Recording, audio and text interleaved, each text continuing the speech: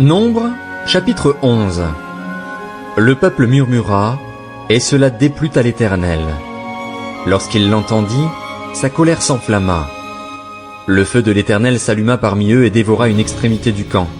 Le peuple poussa des cris vers Moïse. Moïse pria l'Éternel et le feu s'arrêta. On appela cet endroit Tabéhéra, parce que le feu de l'Éternel s'était allumé parmi eux.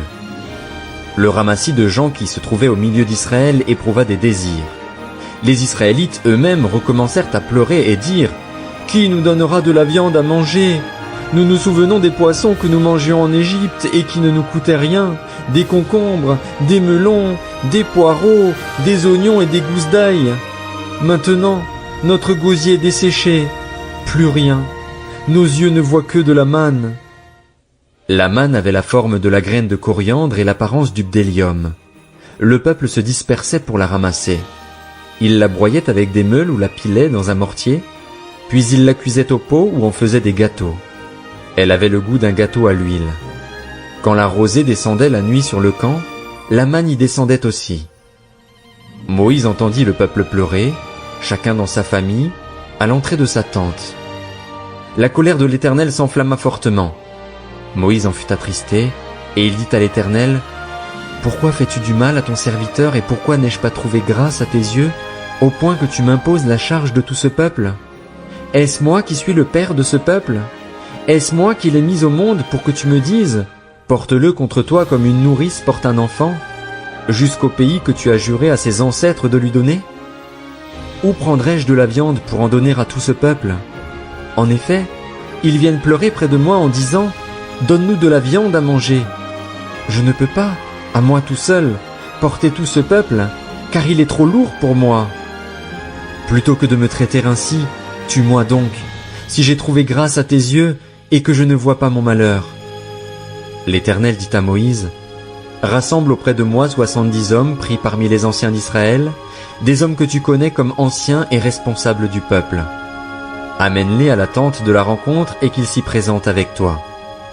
Je descendrai te parler là.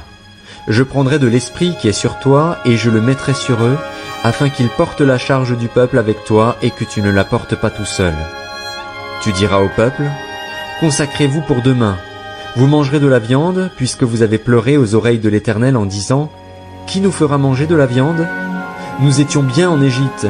L'Éternel vous donnera de la viande et vous en mangerez.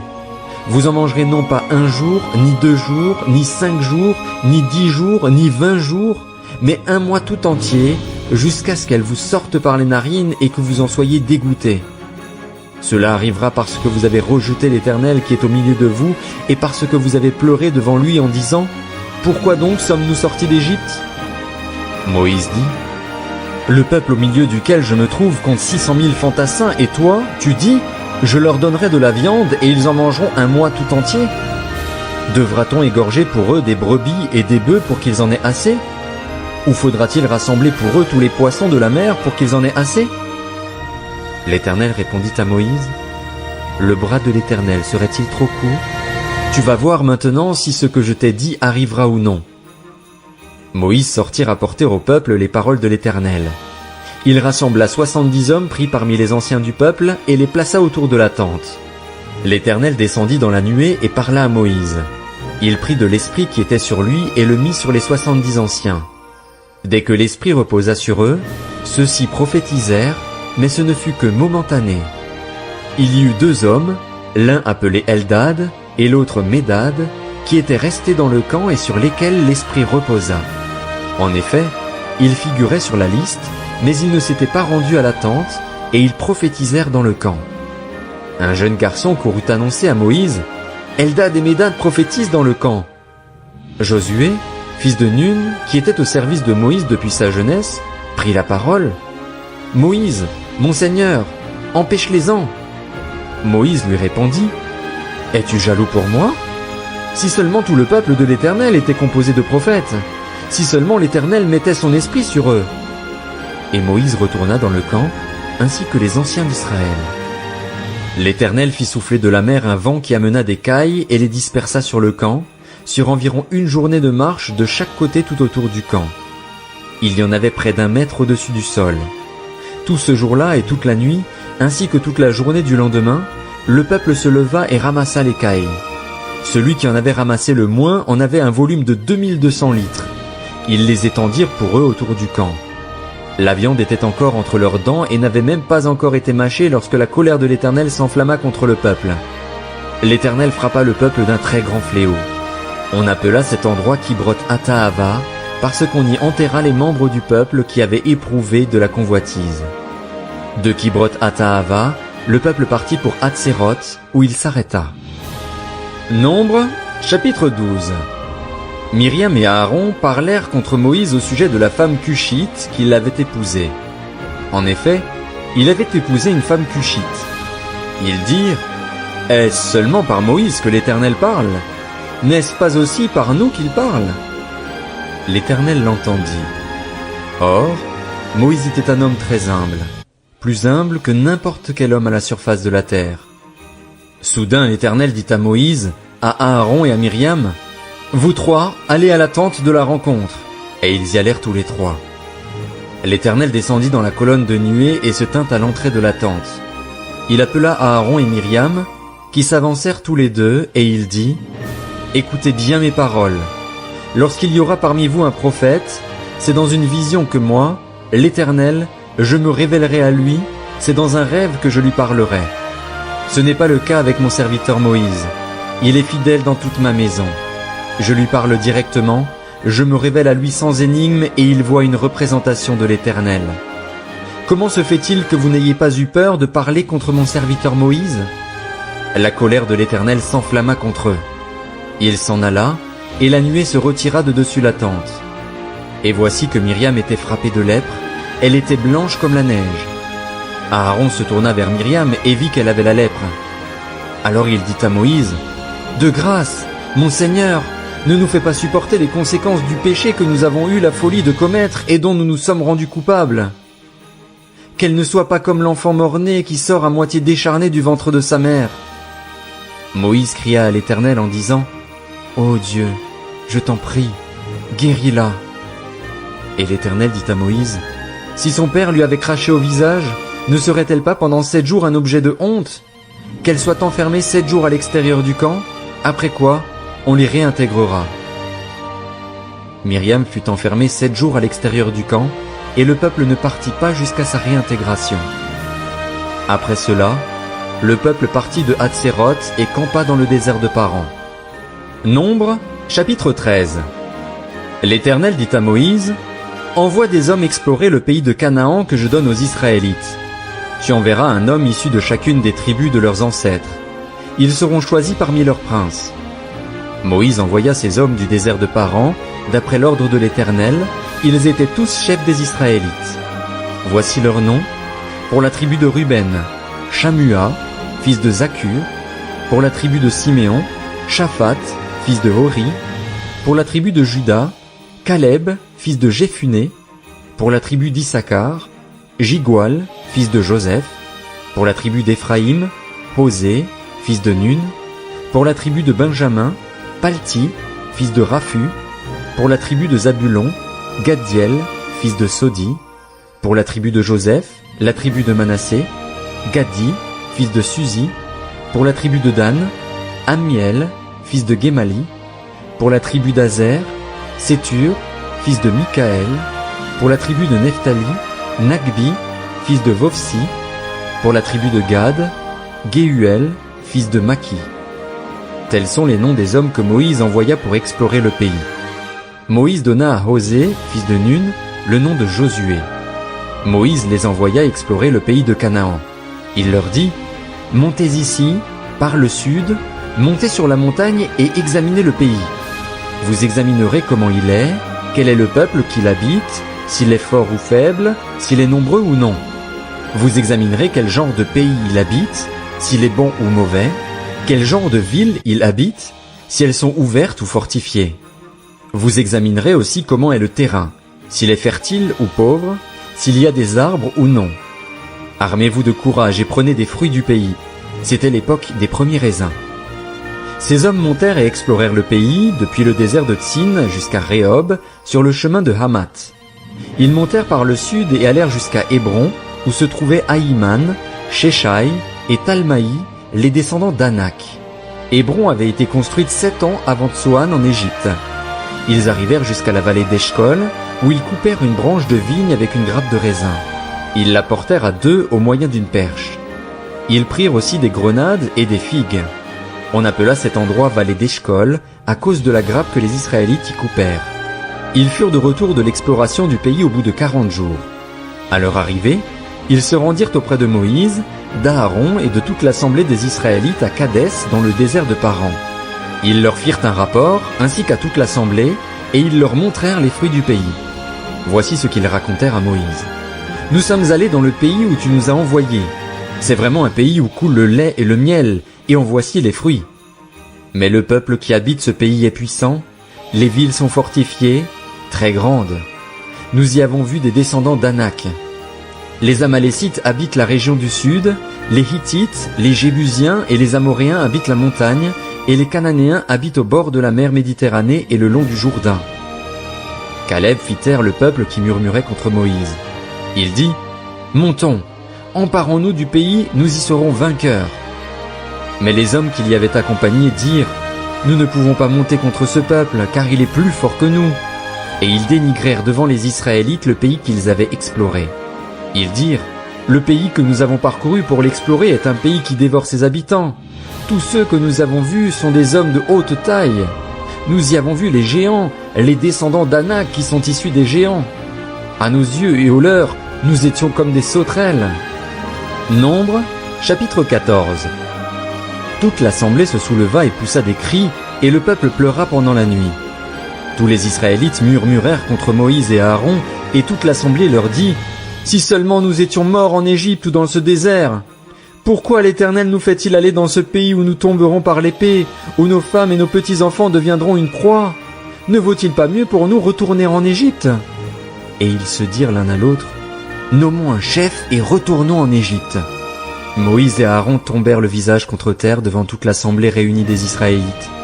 Membres de l'équipe qui avait exploré le pays, Josué, fils de Nun, et Caleb, fils de Jephuné, déchirèrent leurs vêtements et dirent à toute l'assemblée des Israélites, « Le pays que nous avons parcouru pour l'explorer est un pays très bon, excellent. Si l'Éternel nous est favorable, il nous y conduira et nous le donnera. C'est un pays où coule le lait et le miel. Seulement, ne vous révoltez pas contre l'Éternel et n'ayez pas peur des habitants de ce pays, car nous ne ferons d'eux qu'une bouchée. Ils n'ont plus de protection et l'Éternel est avec nous. N'ayez pas peur d'eux. » Toute l'assemblée parlait de les lapider lorsque la gloire de l'Éternel apparut sur la tente de la rencontre, devant tous les Israélites. L'Éternel dit à Moïse, « Jusqu'à quand ce peuple me méprisera-t-il? Jusqu'à quand ne croira-t-il pas en moi, malgré tous les signes que j'ai accomplis au milieu de lui? Je le frapperai par la peste et je le détruirai, mais je ferai de toi une nation plus grande et plus puissante que lui. » Moïse dit à l'Éternel, « Les Égyptiens ont appris que tu as fait sortir ce peuple de chez eux par ta puissance, et ils l'ont dit aux habitants de ce pays. Ils ont appris que toi, l'Éternel, tu es au milieu de ce peuple, que tu apparais visiblement, toi, l'Éternel, que ta nuée se tient sur lui, que tu marches devant lui le jour dans une colonne de nuée et la nuit dans une colonne de feu. Si tu fais mourir ce peuple d'un seul coup, les nations qui ont entendu parler de toi diront, « L'Éternel n'avait pas le pouvoir de conduire ce peuple dans le pays qu'il avait juré de lui donner. C'est pour cela qu'il l'a exterminé dans le désert. » Maintenant, que la puissance du Seigneur se montre dans sa grandeur, conformément à ce que tu as déclaré. L'Éternel est lent à la colère et riche en bonté. Il pardonne la faute et la révolte, mais il ne traite pas le coupable en innocent et il punit la faute des pères sur les enfants jusqu'à la 3e et la 4e génération. Pardonne la faute de ce peuple, conformément à la grandeur de ta bonté, tout comme tu lui as pardonné depuis l'Égypte jusqu'ici. L'Éternel dit, « Je pardonne comme tu l'as demandé. Mais je suis vivant et la gloire de l'Éternel remplira toute la terre. Ces hommes ont vu ma gloire et les signes que j'ai accomplis en Égypte et dans le désert. Ils m'ont provoqué déjà 10 fois et ne m'ont pas écouté. Aucun d'eux ne verra le pays que j'ai juré à leurs ancêtres de leur donner. Aucun de ceux qui m'ont méprisé ne le verra. Quant à mon serviteur Caleb, parce qu'il a été animé d'un autre esprit et qu'il a pleinement suivi ma voie, je le ferai entrer dans le pays où il est allé et sa descendance le possédera. Les Amalécites et les Cananéens habitent la vallée. Demain, tournez-vous et partez pour le désert, dans la direction de la mer des roseaux. » L'Éternel dit à Moïse et à Aaron, « Jusqu'à quand laisserai-je cette méchante assemblée murmurer contre moi? J'ai entendu les plaintes des Israélites qui murmuraient contre moi. Annonce-leur, aussi vrai que je suis vivant, déclare l'Éternel, je vous ferai exactement ce que je vous ai entendu dire. Vos cadavres tomberont dans ce désert. Vous tous, dont on a fait le dénombrement en vous comptant depuis l'âge de 20 ans et au-dessus et qui avez murmuré contre moi, vous n'entrerez pas dans le pays que j'avais juré de vous faire habiter. Aucun de vous n'y entrera, excepté Caleb, fils de Jéphuné, et Josué, fils de Nun. Quant à vos petits-enfants, eux dont vous avez dit qu'ils deviendraient une proie, je les y ferai entrer et ils connaîtront le pays que vous avez dédaigné. Vos cadavres, à vous, tomberont dans le désert, et vos enfants seront nomades pendant 40 ans dans le désert. Ils supporteront les conséquences de vos infidélités jusqu'à ce que tous vos cadavres soient tombés dans le désert. Vous avez mis 40 jours à explorer le pays, vous supporterez donc les conséquences de vos fautes pendant 40 ans, une année pour chaque jour. Ainsi vous saurez ce que c'est que d'être privé de ma présence. Moi, l'Éternel, j'ai parlé et c'est ainsi que je traiterai cette méchante assemblée qui s'est réunie contre moi. Ils seront détruits dans ce désert, ils y mourront. » Les hommes que Moïse avait envoyés pour explorer le pays et qui, à leur retour, avaient fait murmurer toute l'assemblée contre lui en dénigrant le pays, ces hommes qui avaient dénigré le pays moururent frappés d'un fléau devant l'Éternel. Josué, fils de Nun, et Caleb, fils de Jéphuné, furent les seuls à rester en vie parmi les hommes partis explorer le pays. Moïse rapporta ces paroles à tous les Israélites et le peuple mena grand deuil. Ils se levèrent de bon matin et montèrent au sommet de la montagne en disant « Nous voici, nous monterons à l'endroit dont l'Éternel a parlé. En effet, nous avons péché. » Moïse dit « Pourquoi enfreignez-vous l'ordre de l'Éternel? Cela ne réussira pas. Ne montez pas, car l'Éternel n'est pas au milieu de vous. Ne vous faites pas battre par vos ennemis. En effet, les Amalécites et les Cananéens sont là devant vous et vous tomberez par l'épée. Puisque vous vous êtes détournés de lui, l'Éternel ne sera pas avec vous. » Ils s'obstinèrent à monter au sommet de la montagne, tandis que l'arche de l'Alliance et Moïse ne quittaient pas le camp. Alors les Amalécites et les Cananéens qui habitaient cette montagne descendirent, ils les battirent et les taillèrent en pièces jusqu'à Horma. Nombre, chapitre 15. L'Éternel dit à Moïse, « Transmets ces instructions aux Israélites. Quand vous serez entrés dans le pays que je vous donne pour y établir votre demeure et que vous offrirez à l'Éternel un sacrifice passé par le feu, soit un holocauste, soit un sacrifice en accomplissement d'un vœu ou en offrande volontaire, ou bien lors de vos fêtes, pour produire avec votre gros ou votre petit bétail une odeur agréable à l'Éternel, celui qui fera son offrande à l'Éternel présentera en offrande 2 litres de fleur de farine pétrie avec 1 litre d'huile. Tu feras une offrande d'1 litre de vin avec l'holocauste ou le sacrifice pour chaque agneau. Pour un bélier, tu présenteras en offrande 4 litres et demi de fleur de farine pétrie avec 1 litre et demi d'huile, et tu feras une offrande d'1 litre et demi de vin, comme offrande dont l'odeur est agréable à l'Éternel. Si tu offres un veau, soit comme holocauste, soit comme sacrifice en accomplissement d'un vœu, ou encore comme sacrifice de communion pour l'Éternel, tu présenteras en offrande avec le veau 6 litres et demi de fleur de farine pétrie dans 2 litres d'huile, et tu feras une offrande de 2 litres de vin. C'est un sacrifice passé par le feu, dont l'odeur est agréable à l'Éternel. On agira ainsi pour chaque bœuf, pour chaque bélier, pour chaque petit des brebis ou des chèvres. Quel que soit le nombre des victimes, voilà comment vous agirez pour chacune en fonction de leur nombre. C'est ainsi que tout Israélite agira lorsqu'il offrira un sacrifice passé par le feu dont l'odeur est agréable à l'Éternel. Si un étranger en séjour chez vous de façon temporaire ou depuis plusieurs générations offre un sacrifice passé par le feu dont l'odeur est agréable à l'Éternel, il l'offrira de la même manière que vous. Il y aura une seule prescription pour toute l'assemblée, pour vous et pour l'étranger en séjour parmi vous. Ce sera une prescription perpétuelle au fil des générations. Devant l'Éternel, l'étranger sera traité comme vous. Il y aura une seule loi et une seule règle pour vous et pour l'étranger en séjour parmi vous. L'Éternel dit à Moïse, « Transmets ces instructions aux Israélites. Quand vous serez arrivés dans le pays où je vous ferai entrer et que vous mangerez du pain de ce pays, vous prélèverez une offrande pour l'Éternel. Vous présenterez à titre de prélèvement un gâteau tiré de votre première fournée. Vous le présenterez comme l'offrande qu'on prélève de l'aire de battage. Vous prélèverez sur votre première fournée une offrande pour l'Éternel au fil des générations. Lorsque vous pécherez involontairement en ne respectant pas tous les commandements que l'Éternel a fait connaître à Moïse, tout ce qu'il vous a ordonné par l'intermédiaire de Moïse depuis le jour où il a donné des commandements et plus tard au fil des générations, si l'on a péché involontairement, sans que l'assemblée s'en aperçoive, toute l'assemblée offrira un jeune taureau en holocauste dont l'odeur est agréable à l'Éternel, avec l'offrande végétale et l'offrande liquide qui l'accompagne, conformément à la règle établie. Elle offrira encore un bouc en sacrifice d'expiation. Le prêtre fera l'expiation pour toute l'assemblée des Israélites et le pardon leur sera accordé. En effet, ils ont péché involontairement et ils ont apporté leur offrande, un sacrifice passé par le feu en l'honneur de l'Éternel et une victime expiatoire devant l'Éternel, à cause de cette faute involontaire. Le pardon sera accordé à toute l'assemblée des Israélites et à l'étranger en séjour parmi eux, car c'est involontairement que tout le peuple a péché. Si c'est une seule personne qui a péché involontairement, elle offrira une chèvre d'1 an en sacrifice d'expiation. Le prêtre fera l'expiation pour la personne qui a péché involontairement devant l'Éternel. Quand il aura fait l'expiation pour elle, le pardon lui sera accordé. Que l'on soit israélite ou étranger, il y aura pour vous une même loi quand on péchera involontairement. Mais si quelqu'un, qu'il soit israélite ou étranger, agit de manière délibérée, il insulte l'Éternel.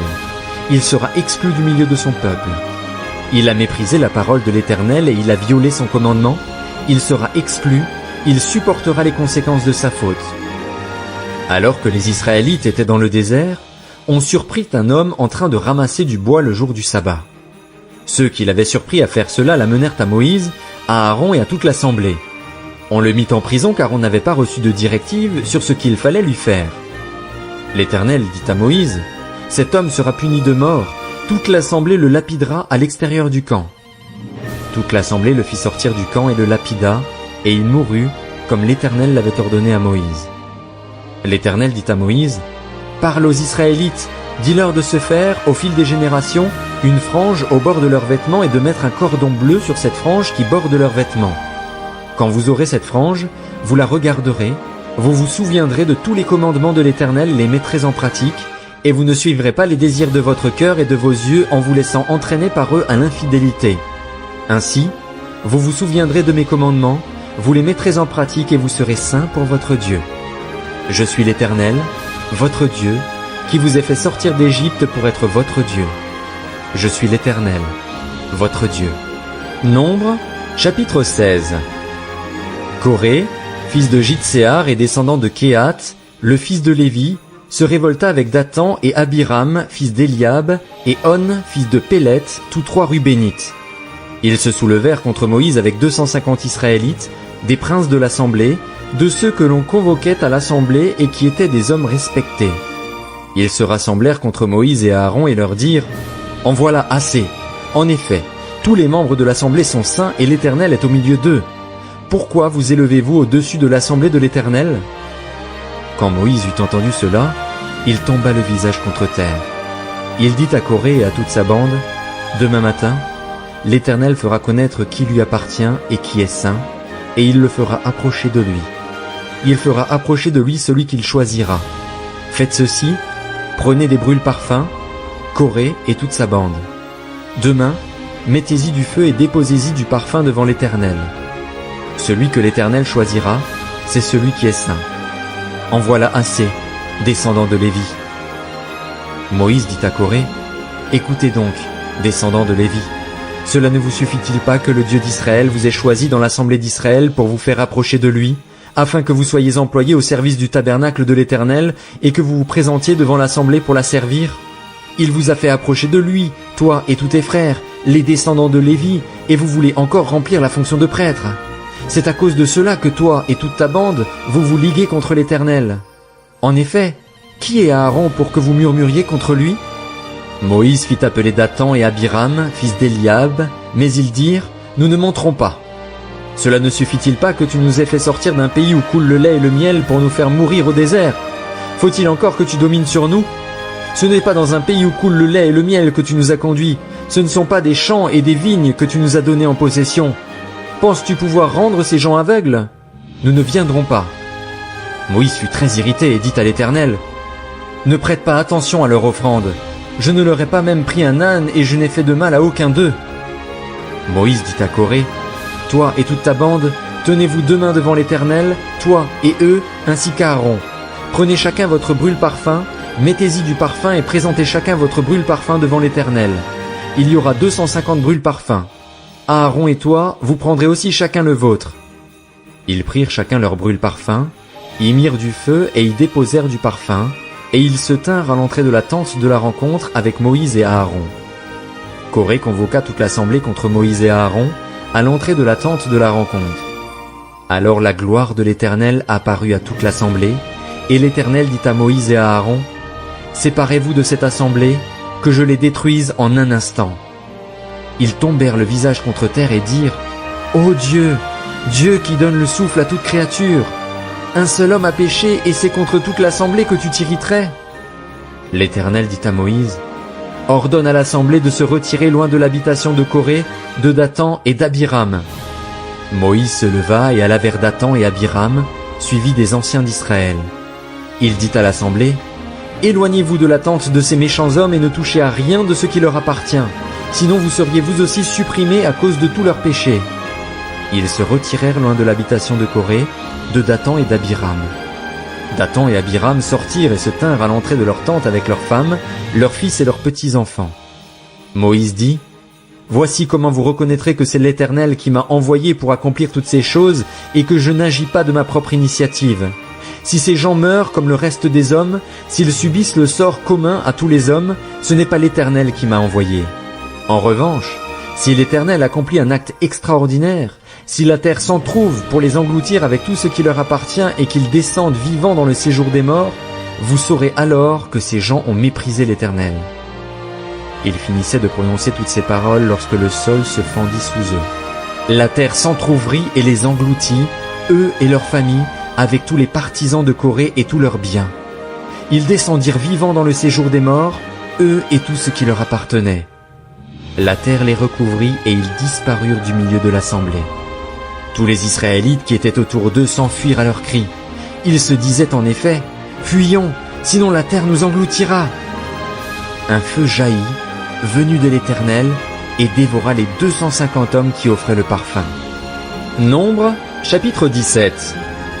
L'Éternel dit à Moïse, « Ordonne à Éléazar, le fils du prêtre Aaron, de retirer les brûle-parfums de l'incendie et de disperser leurs braises au loin, car ils sont saints.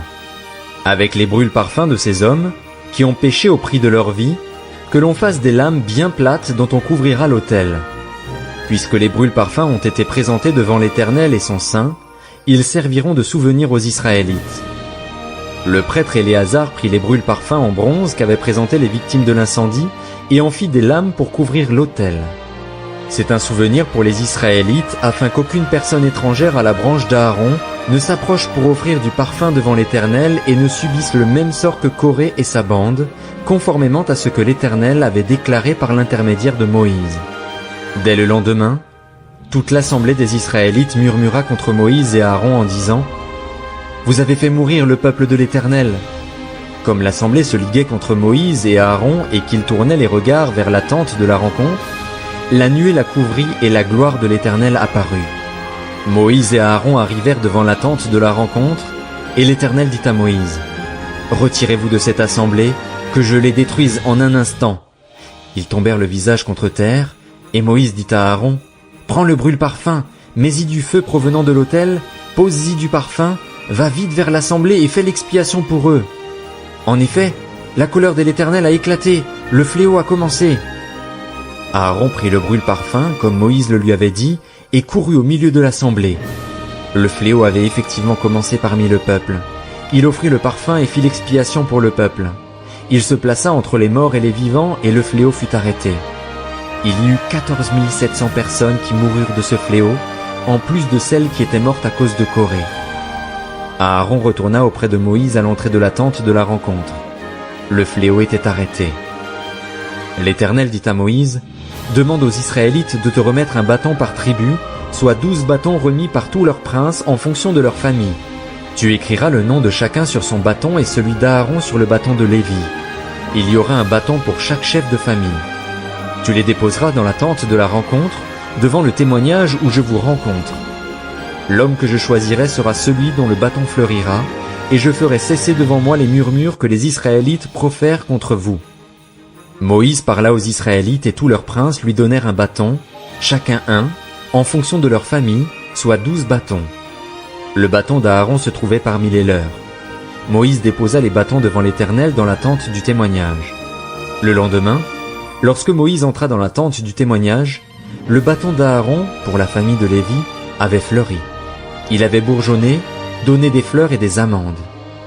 Moïse retira tous les bâtons de devant l'Éternel et les apporta à tous les Israélites, afin qu'ils les voient et qu'ils reprennent chacun leur bâton. L'Éternel dit à Moïse, « Rapporte le bâton d'Aaron devant le témoignage, pour qu'il y soit conservé comme un signe pour ces rebelles. Ainsi tu feras cesser leurs murmures devant moi, et ils ne mourront pas. » C'est ce que fit Moïse, il se conforma à l'ordre que l'Éternel lui avait donné. Les Israélites dirent à Moïse, « Voici que nous expirons, nous disparaissons tous. Toute personne qui s'approche du tabernacle de l'Éternel meurt. Nous faudra-t-il tous expirer ?» Nombre, chapitre 18. L'Éternel dit à Aaron, « C'est toi et tes fils ainsi que ta famille qui supporterez les conséquences des fautes commises envers le sanctuaire. C'est toi et tes fils qui supporterez les conséquences des fautes commises lorsque vous remplirez la fonction de prêtre.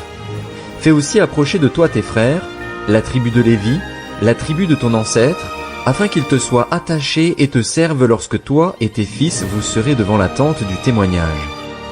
Ils seront à ton service et à celui de la tente. En revanche, ils ne s'approcheront ni des ustensiles du sanctuaire, ni de l'autel. Sinon vous mourriez, eux et vous. Ils te seront attachés et ils respecteront ce qui concerne la tente de la rencontre pour tout le service de la tente. Aucune personne étrangère ne s'approchera de vous. Vous respecterez ce qui concerne le sanctuaire et l'autel afin qu'il n'y ait plus de colère contre les Israélites. J'ai pris vos frères, les Lévites du milieu des Israélites, donnés à l'Éternel, ils vous sont remis en don pour faire le service de la tente de la rencontre. Toi et tes fils, vous remplirez la fonction de prêtre pour tout ce qui concerne l'autel et pour ce qui se trouve derrière le voile, c'est le service que vous effectuerez. C'est en pur don que je vous accorde la fonction de prêtre, l'étranger qui s'en approchera sera mis à mort. L'Éternel dit à Aaron, « Parmi tout ce que consacrent les Israélites, je te donne ce qui m'est offert à titre de prélèvement. Je te le donne, à toi et à tes fils, comme le droit que vous confère votre onction, par une prescription perpétuelle. Voici ce qui t'appartiendra parmi les éléments très saints qui ne sont pas brûlés au feu, toutes leurs offrandes, tous leurs dons, tous leurs sacrifices d'expiation et tous les sacrifices de culpabilité qu'ils m'offriront. Ces éléments très saints seront pour toi et pour tes fils. Vous vous nourrirez des éléments très saints. Toute personne de sexe masculin pourra en manger, vous les considérerez comme saints. Voici encore ce qui t'appartiendra, tous les dons que les Israélites présenteront à titre de prélèvement et en faisant pour eux le geste de présentation, je te les donne à toi ainsi qu'à tes fils et à tes filles par une prescription perpétuelle. Toute personne qui sera pure dans ta famille pourra en manger. Je te donne les premiers produits que les Israélites offriront à l'Éternel. Tout ce qu'il y aura de meilleur en huile, tout ce qu'il y aura de meilleur en vin nouveau et en blé. Les premiers produits de leur terre, ceux qu'ils apporteront à l'Éternel, seront pour toi. Toute personne qui sera pure dans ta famille pourra en manger. Tout ce qui sera voué de manière définitive en Israël sera pour toi. Le premier-né de toute créature qu'ils offriront à l'Éternel, aussi bien des hommes que des animaux, sera pour toi. Seulement, tu feras racheter le premier-né de l'homme ainsi que le premier-né d'un animal impur. Tu les feras racheter dès l'âge d'1 mois sur la base de ton estimation, au prix de 5 pièces d'argent d'après la valeur étalon du sanctuaire, qui est de 10 grammes. Mais tu ne feras pas racheter le premier-né de la vache, ni celui de la brebis ou de la chèvre, ils sont saints. Tu verseras leur sang sur l'autel et tu brûleras leur graisse. Ce sera un sacrifice passé par le feu dont l'odeur est agréable à l'Éternel. Leur viande sera pour toi, tout comme la poitrine pour laquelle on fait le geste de présentation et la cuisse droite. Par une prescription perpétuelle je te donne, à toi ainsi qu'à tes fils et à tes filles, toutes les offrandes saintes que les Israélites présenteront à l'Éternel à titre de prélèvement. C'est une alliance inviolable et éternelle conclue devant l'Éternel, pour toi et pour ta descendance avec toi. L'Éternel dit à Aaron, « Tu ne posséderas rien dans leur pays et il n'y aura pas de part pour toi au milieu d'eux. C'est moi qui suis ta part et ta possession au milieu des Israélites. je donne comme possession aux Lévites toute dîme en Israël pour le service qu'ils effectuent, le service de la tente de la rencontre. Les Israélites ne s'approcheront plus de la tente de la rencontre, sinon ils se chargeraient d'un péché et mourraient. Les Lévites feront le service de la tente de la rencontre et ils supporteront les conséquences de leurs fautes. Ils n'auront aucune possession au milieu des Israélites, ce sera une prescription perpétuelle, valable au fil des générations. Je donne comme possession aux Lévites les dîmes que les Israélites présenteront à l'Éternel à titre de prélèvement. Voilà pourquoi je dis à leur sujet qu'ils n'auront aucune possession au milieu des Israélites. L'Éternel dit à Moïse, « Tu transmettras ces instructions aux Lévites. Lorsque vous recevrez des mains des Israélites la dîme que je vous donne de leur part comme votre possession, vous prélèverez sur elle une offrande pour l'Éternel, une dîme de la dîme. Votre offrande équivaudra, pour vous, au blé qu'on prélève de l'aire de battage et au vin nouveau qu'on prélève de la cuve. C'est ainsi que vous prélèverez une offrande pour l'Éternel sur toutes les dîmes que vous recevrez des Israélites, et vous donnerez au prêtre Aaron l'offrande que vous aurez prélevée pour l'Éternel. Sur tous les dons qui vous seront faits, vous prélèverez toutes les offrandes pour l'Éternel. Sur tout ce qu'il y aura de meilleur, vous prélèverez la portion consacrée. Tu leur diras, quand vous en aurez prélevé le meilleur, la dîme équivaudra, pour les Lévites, aux revenus tirés de l'aire de battage et aux revenus tirés de la cuve. Vous pourrez la manger n'importe où, vous et votre famille, car c'est votre salaire pour le service que vous effectuez dans la tente de la rencontre. Vous ne serez chargé pour cela d'aucun péché. En prélevant le meilleur, vous ne profanerez pas les offrandes saintes des Israélites et vous ne mourrez pas. Nombre, chapitre 19. L'Éternel dit à Moïse et à Aaron, « Voici ce que prescrit la loi que l'Éternel a donnée. Parle aux Israélites et qu'ils t'amènent une vache rousse sans tache, sans défaut corporel, qui n'ait jamais encore porté de joug. Vous la remettrez au prêtre Éléazar. Il la fera sortir du camp et on l'égorgera devant lui. Le prêtre Éléazar prendra du sang de la vache avec le doigt et il en aspergera 7 fois le devant de la tente de la rencontre. On brûlera la vache sous ses yeux. On brûlera sa peau, sa viande et son sang, ainsi que ses excréments. Le prêtre prendra du bois de cèdre, de l'hysope et du cramoisi, et il les jettera au milieu des flammes qui brûleront la vache. Le prêtre lavera ses vêtements, il lavera son corps dans l'eau, puis il rentrera dans le camp. Il sera impur jusqu'au soir. Celui qui aura brûlé la vache lavera ses vêtements et son corps dans l'eau. Il sera impur jusqu'au soir. Un homme pur rassemblera les cendres de la vache et les déposera à l'extérieur du camp, dans un endroit pur. On les gardera pour l'assemblée des Israélites afin de les utiliser pour faire l'eau de purification. C'est une eau expiatoire. Celui qui aura rassemblé les cendres de la vache lavera ses vêtements. Il sera impur jusqu'au soir. Ce sera une prescription perpétuelle pour les Israélites et pour l'étranger en séjour parmi eux. Si quelqu'un touche un cadavre, celui d'un être humain quel qu'il soit, il sera impur pendant 7 jours. Il se purifiera avec cette eau le 3e et le 7e jour, et il sera pur. En revanche, s'il ne se purifie pas le 3e et le 7e jour, il ne sera pas pur.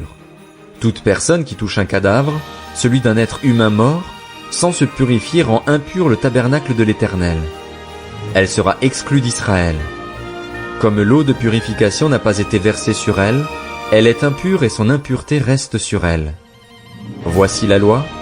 Lorsqu'un homme mourra dans une tente, toute personne qui entrera dans la tente ou s'y trouvera sera impure pendant 7 jours. Tout récipient ouvert, sur lequel il n'y a pas de couvercle attaché, sera impur. Toute personne qui touchera dans les champs un homme tué par l'épée ou mort de manière naturelle, des os humains ou un tombeau, sera impur pendant 7 jours. On prendra, pour la personne impure, des cendres de la victime expiatoire qui a été brûlée et on mettra dessus de l'eau vive dans un vase. Un homme pur prendra de l'hysope et la trempera dans l'eau. Puis il en aspergera la tente, tous les ustensiles, les personnes qui sont là ainsi que la personne qui a touché des os, un homme mort de manière violente ou naturelle ou un tombeau. Celui qui est pur aspergera la personne impure le 3e et le 7e jour et il la purifiera le 7e jour. Il lavera ses vêtements, se lavera dans l'eau, et le soir il sera pur. Un homme impur qui ne se purifiera pas sera exclu de l'assemblée, car il rend impur le sanctuaire de l'Éternel. Comme l'eau de purification n'a pas été versée sur lui, il est impur. Ce sera pour eux une prescription perpétuelle. Celui qui fera l'aspersion avec l'eau de purification lavera ses vêtements, et celui qui touchera l'eau de purification sera impur jusqu'au soir. Tout ce que touchera la personne impure sera impur, et, si quelqu'un la touche, il sera impur jusqu'au soir. Nombre, chapitre 20. Toute l'assemblée des Israélites arriva dans le désert de Tsin le premier mois et le peuple s'arrêta à Kadès. C'est là que Myriam mourut et fut enterrée. Il n'y avait pas d'eau pour l'assemblée. On se souleva donc contre Moïse et Aaron. Le peuple chercha querelle à Moïse. Ils dirent, « Si seulement nous avions expiré lorsque nos frères ont expiré devant l'Éternel. Pourquoi avez-vous fait venir l'assemblée de l'Éternel dans ce désert? Est-ce pour que nous y mourions, nous et notre bétail? Pourquoi nous avez-vous fait quitter l'Égypte, si c'est pour nous amener dans cet endroit de malheur? Ce n'est pas un endroit où l'on puisse semer, et il n'y a ni figuier, ni vigne, ni grenadier, ni eau à boire. » Moïse et Aaron s'éloignèrent de l'assemblée pour se rendre à l'entrée de la tente de la rencontre. Ils tombèrent le visage contre terre et la gloire de l'Éternel leur apparut. L'Éternel dit à Moïse, « Prends le bâton et convoque l'assemblée, toi ainsi que ton frère Aaron. Vous parlerez au rocher en leur présence et il donnera son eau. Tu feras sortir pour eux de l'eau du rocher et tu feras boire l'assemblée et leur bétail. » Moïse prit le bâton qui se trouvait devant l'Éternel, comme l'Éternel le lui avait ordonné. Moïse et Aaron convoquèrent l'assemblée en face du rocher et Moïse leur dit, « Écoutez donc, rebelles, est-ce de ce rocher que nous ferons sortir de l'eau pour vous ?» Puis Moïse leva la main et frappa 2 fois le rocher avec son bâton. Il sortit de l'eau en abondance. L'assemblée but, ainsi que le bétail. Alors l'Éternel dit à Moïse et à Aaron, « Puisque vous n'avez pas eu confiance en moi pour respecter ma sainteté devant les Israélites, vous ne ferez pas entrer cette assemblée dans le pays que je lui donne. » Ce sont les eaux de Mériba parce que les Israélites contestèrent avec l'Éternel, et sa sainteté fut reconnue parmi eux. De Kadès, Moïse envoya des messagers au roi d'Édom pour lui annoncer, « Voici ce que dit ton frère Israël, tu sais toutes les souffrances que nous avons éprouvées. Nos ancêtres sont descendus en Égypte et nous y avons habité longtemps. Mais les Égyptiens nous ont maltraités, nos ancêtres et nous. Nous avons crié à l'Éternel et il nous a entendus. Il a envoyé un ange et nous a fait sortir de l'Égypte. Nous nous trouvons à Kadès, ville située à l'extrémité de ton territoire. Laisse-nous passer par ton pays. Nous ne traverserons ni les champs ni les vignes et nous ne boirons pas l'eau des puits. Nous suivrons la route royale, sans nous en écarter à droite ou à gauche, jusqu'à ce que nous ayons franchi ton territoire. » Édom lui dit, « Tu ne passeras pas chez moi, sinon je sortirai à ta rencontre avec l'épée. » Les Israélites lui dirent, « Nous monterons par la grande route et, si nous buvons de ton eau, mes troupeaux et moi, j'en payerai le prix. Je ne ferai que passer avec mes pieds, rien d'autre. » Édom répondit, « Tu ne passeras pas. » Et il sortit à sa rencontre avec un peuple nombreux et puissamment armé. Ainsi Édom refusa d'accorder à Israël l'autorisation de passer par son territoire, et Israël fit un détour. Toute l'assemblée des Israélites partit de Kadès et arriva au mont Hor. L'Éternel dit à Moïse et à Aaron vers le mont Hor, sur la frontière du pays d'Édom, « Aaron va rejoindre les siens. En effet, il n'entrera pas dans le pays que je donne aux Israélites parce que vous vous êtes rebellés contre mon ordre aux eaux de Mériba. Prends Aaron et son fils Éléazar et fais-les monter sur le mont Hor. Retire à Aaron ses vêtements et mets-les à son fils Éléazar. C'est là qu'Aaron s'en ira et mourra. » Moïse fit ce que l'Éternel avait ordonné. Ils montèrent sur le mont Hor sous les yeux de toute l'assemblée. Moïse retira à Aaron ses vêtements et les mit à son fils Éléazar. Aaron mourut là, au sommet de la montagne, puis Moïse et Éléazar descendirent de la montagne. Toute l'assemblée vit qu'Aaron avait expiré, et toute la communauté d'Israël pleura Aaron pendant 30 jours. Nombre, chapitre 21. Le roi d'Arad, un Cananéen qui habitait le sud, apprit qu'Israël venait par la route d'Atarim. Il combattit Israël et emmena des prisonniers. Alors Israël fit ce vœu à l'Éternel, « Si tu livres ce peuple entre mes mains, je vouerai ces villes à la destruction. » L'Éternel exauça Israël et lui livra les Cananéens. On les voua à la destruction, ainsi que leurs villes, et l'on appela cet endroit Horma. Ils partirent du mont Hor par le chemin de la mer des roseaux pour contourner le pays d'Édom. Le peuple s'impatienta en route et parla contre Dieu et contre Moïse. « Pourquoi nous avez-vous fait quitter l'Égypte, si c'est pour que nous mourions dans le désert? En effet, il n'y a ni pain, ni eau, et nous sommes dégoûtés de cette misérable nourriture. » Alors l'Éternel envoya des serpents venimeux contre le peuple. Ils mordirent le peuple et beaucoup d'Israélites moururent. Le peuple vint trouver Moïse et dit, « Nous avons péché, car nous avons parlé contre l'Éternel et contre toi. Prie l'Éternel afin qu'il éloigne ces serpents de nous. » Moïse pria pour le peuple, et l'Éternel lui dit, « Fais-toi un serpent venimeux et place-le sur une perche. Toute personne mordue qui le regardera aura la vie sauve. » Moïse fit un serpent en bronze et le plaça sur une perche. Toute personne qui avait été mordue par un serpent et regardait le serpent en bronze avait la vie sauve. Les Israélites partirent et campèrent à Oboth. Ils partirent d'Oboth et campèrent à Idjéabarim, dans le désert qui se trouve vis-à-vis de Moab, du côté du soleil levant. Partis de là, ils campèrent dans la vallée de Zéred. Partis de là, ils campèrent de l'autre côté de l'Arnon, rivière qui coule dans le désert en sortant du territoire des Amoréens. En effet, l'Arnon forme la frontière de Moab, entre Moab et les Amoréens. C'est pourquoi il est parlé, dans le livre des guerres de l'Éternel, de Vaheb en Supha et ses torrents, de l'Arnon et le cours de ses torrents, qui s'étend du côté d'Ar et touche la frontière de Moab. De là ils allèrent à Bir. C'est à ce puits que l'Éternel dit à Moïse, « Rassemble le peuple, que je leur donne de l'eau. » Alors Israël chanta ce cantique, « Monte, puis, chantez en son honneur. Puis que des princes ont creusé, que les grands du peuple ont creusé avec le sceptre, avec leurs bâtons. » Du désert ils allèrent à Matana, de Matana à Nahaliel, de Nahaliel à Bamoth, de Bamoth à la vallée qui se trouve dans le territoire de Moab, vers le sommet du Pisga, d'où l'on domine le désert. Israël envoya des messagers à Sion, le roi des Amoréens, pour lui dire, « Laisse-moi passer par ton pays.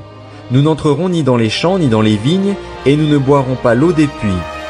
Nous suivrons la route royale jusqu'à ce que nous ayons franchi ton territoire. » Sion n'accorda pas à Israël l'autorisation de passer sur son territoire. Il rassembla tout son peuple et sortit à la rencontre d'Israël dans le désert. Il vint combattre Israël à Jahatz.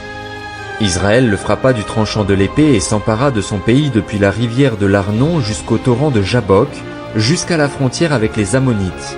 En effet, la frontière des Ammonites était fortifiée. Israël prit toutes les villes et s'établit dans toutes les villes des Amoréens, à Hesbon et dans toutes les villes qui en dépendaient. Hesbon était la capitale de Sion, le roi des Amoréens. Il avait fait la guerre au précédent roi de Moab et s'était emparé de tout son pays jusqu'à l'Arnon. C'est pourquoi les poètes disent « Venez à Hesbon, que la ville de Sion soit reconstruite et fortifiée. Oui, un feu est sorti de Hesbon, une flamme est sortie de la ville de Sion. Elle a dévoré Ar Moab, les habitants des hauteurs de l'Arnon. Malheur à toi, Moab, tu es perdu, peuple de Kémosh. Il a fait de ses fils des fuyards et il a livré ses filles comme prisonnières à Sion, le roi des Amoréens. Nous avons lancé nos flèches contre eux. De Hesbon à Dibon, tout est détruit. Nous avons étendu nos dévastations jusqu'à Nophar, jusqu'à Médeba. » Israël s'établit dans le pays des Amoréens. Moïse fit faire une reconnaissance à Jaézer, et ils prirent les villes qui en dépendaient et chassèrent les Amoréens qui s'y trouvaient.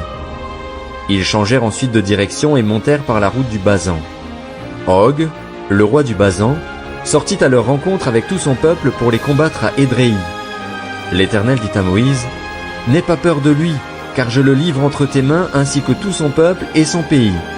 Tu le traiteras comme tu as traité Sion, le roi des Amoréens qui habitait à Hesbon. » Ils le battirent, lui, ses fils et tout son peuple, sans laisser un seul survivant, et ils s'emparèrent de son pays. Nombre, chapitre 22. Les Israélites partirent et campèrent dans les plaines de Moab, de l'autre côté du Jourdain, vis-à-vis de Jéricho.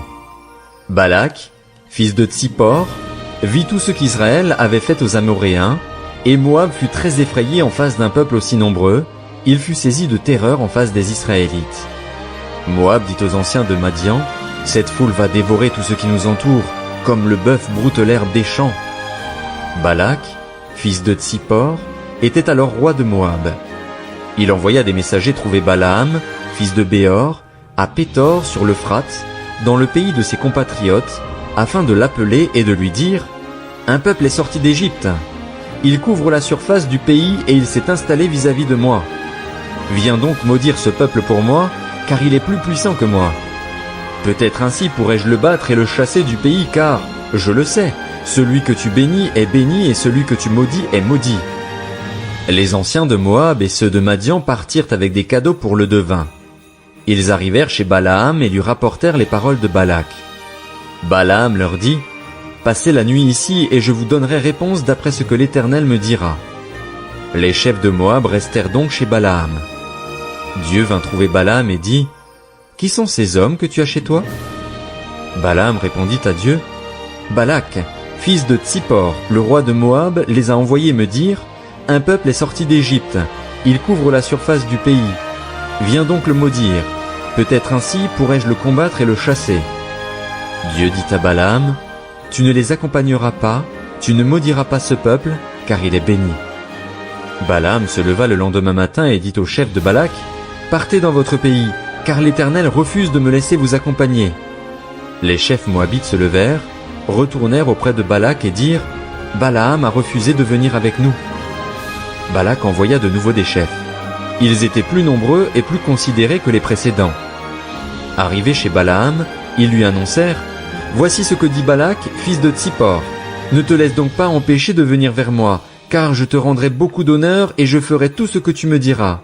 Viens donc maudire ce peuple pour moi. » Balaam répondit aux serviteurs de Balak, « Même si Balak me donnait sa maison pleine d'argent et d'or, je ne pourrais absolument rien faire qui enfreigne l'ordre de l'Éternel, mon Dieu. Mais maintenant, restez donc ici cette nuit et je saurai ce que l'Éternel me dira encore. » Dieu vint trouver Balaam pendant la nuit et lui dit, « Puisque ces hommes sont venus pour t'appeler, lève-toi, accompagne-les. Mais tu feras ce que je te dirai. » Balaam se leva le lendemain matin, sella son ânesse et partit avec les chefs moabites. La colère de Dieu s'enflamma parce qu'il était parti. Alors l'ange de l'Éternel se plaça sur le chemin pour lui résister. Balaam était monté sur son ânesse et ses 2 serviteurs étaient avec lui. L'ânesse vit l'ange de l'Éternel qui se tenait sur le chemin, son épée dégainée à la main. Elle s'écarta du chemin et partit dans les champs. Balaam frappa l'ânesse pour la ramener dans le chemin. L'ange de l'Éternel se posta sur un sentier entre les vignes, bordé d'un mur de chaque côté. L'ânesse vit l'ange de l'Éternel. Elle se serra contre le mur et pressa ainsi le pied de Balaam contre le mur. Balaam la frappa de nouveau. L'ange de l'Éternel passa plus loin et se posta à un endroit où il n'y avait aucun espace pour s'écarter à droite ou à gauche. L'ânesse vit l'ange de l'Éternel et elle s'affaissa sous Balaam. La colère de Balaam s'enflamma et il frappa l'ânesse avec un bâton. L'Éternel fit parler l'ânesse et elle dit à Balaam, « Que t'ai-je fait pour que tu m'aies frappé déjà 3 fois ?»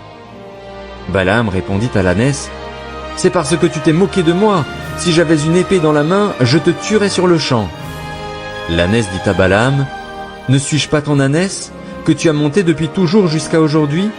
Ai-je l'habitude d'agir ainsi envers toi ?»« Non, répondit-il. » L'Éternel ouvrit les yeux de Balaam, et Balaam vit l'ange de l'Éternel qui se tenait sur le chemin, son épée dégainée à la main. Il s'inclina alors et se prosterna, le visage contre terre. L'ange de l'Éternel lui dit, « Pourquoi as-tu frappé ton ânesse déjà 3 fois? Je suis sorti pour te résister, car tu empruntes une voie dangereuse à mes yeux. L'ânesse m'a vu et s'est écartée déjà 3 fois devant moi. Si elle ne s'était pas écartée de moi, je t'aurais même tué en lui laissant la vie. » Balaam dit à l'ange de l'Éternel, « J'ai péché, car je ne savais pas que tu t'étais placé devant moi sur le chemin.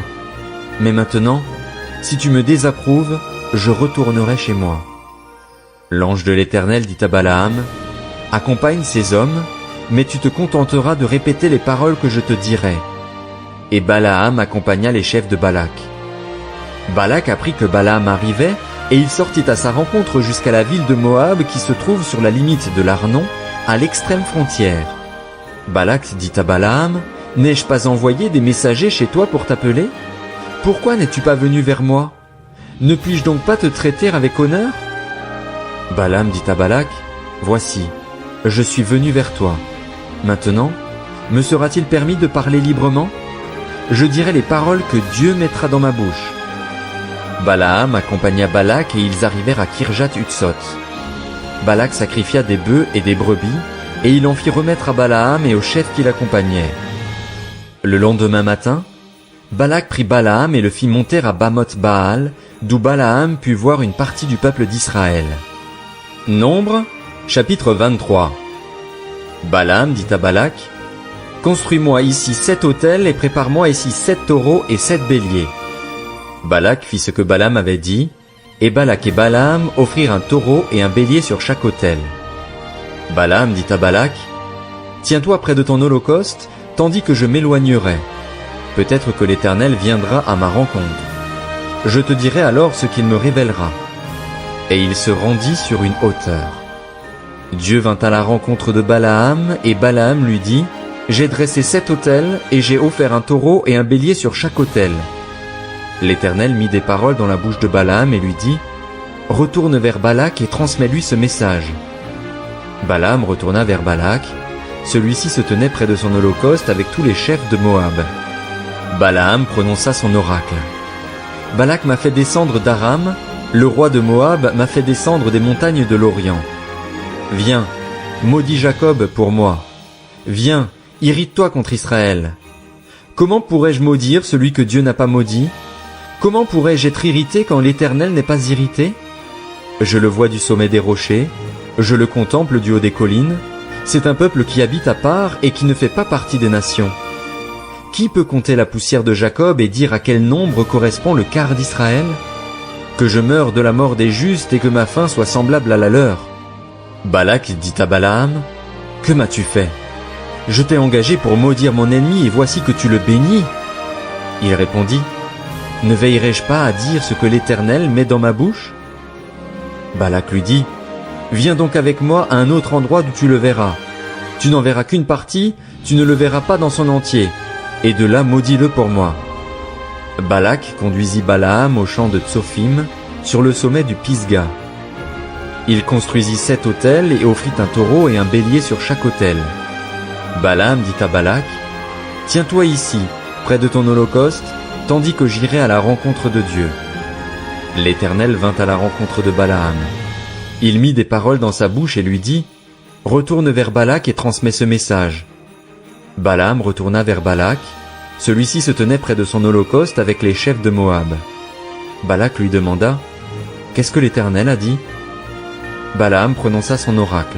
« Lève-toi, Balak, écoute. Prête-moi l'oreille, fils de Tsippor. Dieu n'est pas un homme pour mentir, ni le fils d'un homme pour revenir sur sa décision. Ce qu'il a dit, ne le fera-t-il pas? Ce qu'il a déclaré, ne l'accomplira-t-il pas? Voici, j'ai reçu l'ordre de bénir, il a béni, je ne révoquerai pas sa décision. Il n'aperçoit pas de mal en Jacob, il ne voit pas d'injustice en Israël. L'Éternel, son Dieu, est avec lui. Chez lui retentit l'acclamation réservée au roi. Dieu les a fait sortir d'Égypte, il possède la force du buffle. La magie ne peut rien contre Jacob, ni la divination contre Israël. Au moment fixé, on dit à Jacob et à Israël ce que Dieu a fait. C'est un peuple qui se lève comme une lionne et qui se dresse comme un lion. Il ne se couche pas tant qu'il n'a pas dévoré sa proie et bu le sang de ses victimes. Balak dit à Balaam, « Si tu ne le maudis pas, au moins ne le bénis pas. » Balaam répondit à Balak, « Ne t'ai-je pas dit que je ferais tout ce que l'Éternel dirait ?» Balak dit à Balaam, « Viens donc, je vais te conduire à un autre endroit. Peut-être Dieu trouvera-t-il bon que de là tu maudisses ce peuple pour moi. » Balak conduisit Balaam sur le sommet du Péor, d'où l'on domine le désert. Balaam dit à Balak, « Construis-moi ici 7 autels et prépare-moi ici 7 taureaux et 7 béliers. » Balak fit ce que Balaam avait dit et offrit un taureau et un bélier sur chaque autel. Nombre, chapitre 24. Balaam vit qu'il plaisait à l'Éternel de bénir Israël et il n'alla pas, comme les autres fois, à la rencontre de pratiques magiques. En revanche, il se tourna du côté du désert. En levant les yeux, Balaam vit Israël qui campait par tribu. Alors l'Esprit de Dieu fut sur lui.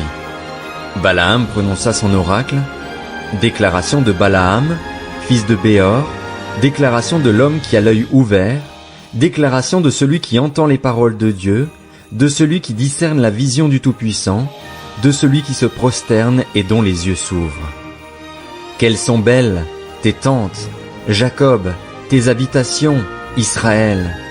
Elles s'étendent comme des vallées, comme des jardins près d'un fleuve, comme des aloès que l'Éternel a plantés, comme des cèdres le long de l'eau. L'eau déborde de ses seaux et sa semence est abondamment arrosée. Son roi s'élève au-dessus d'Agag et son royaume devient puissant.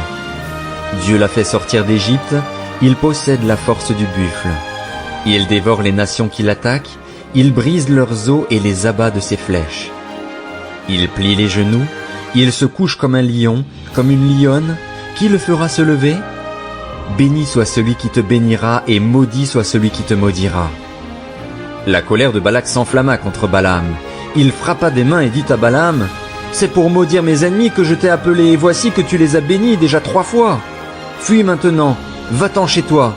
J'avais dit que je te rendrais des honneurs, mais l'Éternel t'empêche de les recevoir. » Balaam répondit à Balak, « Eh, n'ai-je pas dit au messager que tu m'as envoyé?